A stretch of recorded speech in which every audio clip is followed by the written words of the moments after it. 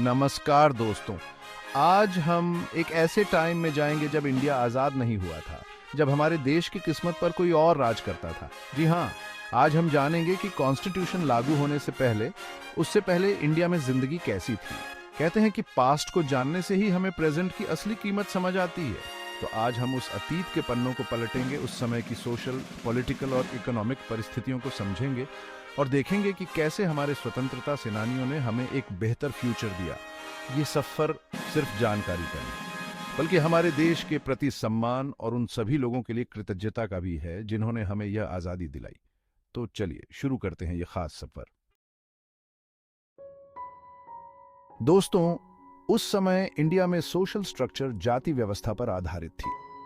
ये एक complicated system थी जिसमें जन्म के आधार पर लोगों को अलग अलग जातियों में बांट दिया जाता था।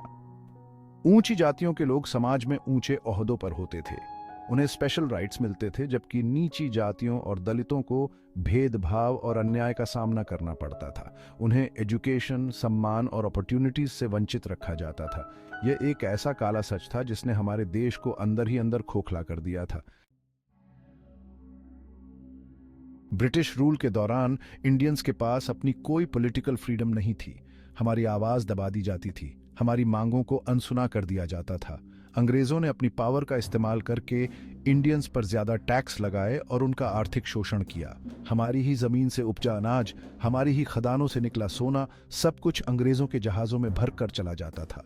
यह एक ऐसा शोषण था जिसने इंडिया को कंगाल बना दिया था। दोस्तों, अंग्रेजों की पॉलिसीज ने न सिर्फ हमारे देश को फाइनेंशियली कमजोर किया, बल्कि हमारे उद्योगों और व्यापार को भी तबाह कर दिया। इंडिया, जो कभी सोने की चिड़िया कहलाता था, जहां से दुनिया भर में मसाले, कपड़े और कीमती सामान जाते थे, वह अब अंग्रेजों के फैक्ट्रीज के लिए कच्चा माल भेजने वाला देश बन गया था। नतीजा, गरीबी और बेरोजगारी ने जड़ें जमा ली। लोग भूखे मरने की कगार पर पहुंच गए। चैप्टर 4, टाइटल, शिक्षा की बाधा, ज्ञान की राह में रोढ़े बॉडी। दोस्तों, अंग्रेजों ने एजुकेशन को भी अपने फायदे के लिए इस्तेमाल किया। इंडियंस के लिए पढ़ाई के बहुत कम मौके थे और उनमें भी भेदभाव होता था। अमीर और ऊंची जातियों के लोगों को इंग्लिश एजुकेशन मिलती थी, जिससे वे गवर्नमेंट जॉब्स पा लेते थे, लेकिन गरीब और नीची जातियों के लोग पढ़ाई से वंचित रहते थे, जिससे वे पीढ़ी दर पीढ़ी गरीबी और अज्ञानता में फंसे रहते थे। यह एक ऐसी व्यवस्था थी जिसने इंडिया को आगे बढ़ने से रोक दिया था। चैप्टर 5, टाइटल, आजादी की अलख, स्वतंत्रता संग्राम का शंखनाद बॉडी। लेकिन दोस्तों, अंधेरे में डूबा हुआ यह देश चुपचाप नहीं बैठा रहा।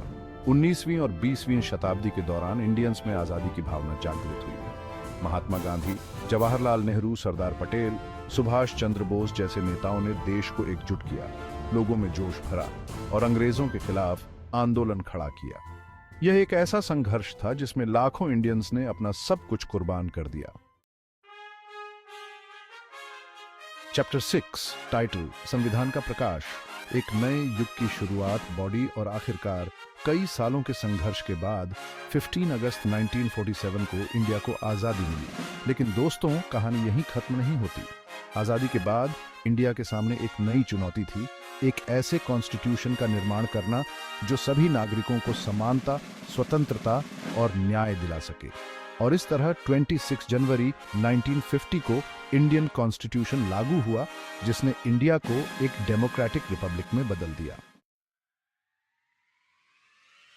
उत्तरो, टाइटल, आगे बढ़ता भारत बॉडी। दोस्तों, आज हमने देखा कि कैसे एक लंबे और कठिन सफर के बाद इंडिया ने आजादी हासिल की और खुद को एक नए रूप में स्थापित किया। आज हम जिस आजादी और अधिकारों का आनंद लेते हैं, वे हमें आसानी से नहीं मिले हैं। यह उन लाखों लोगों के संघर्ष और बलिदान का फल है जिन्होंने देश के लिए अपना सब कुछ न्योछावर कर दिया। तो आइए हम सब मिलकर इस आजादी की रक्षा करें और एक ऐसे इंडिया के निर्माण में अपना योगदान दें जो शांति, समृद्धि और न्याय का प्रतीक हो।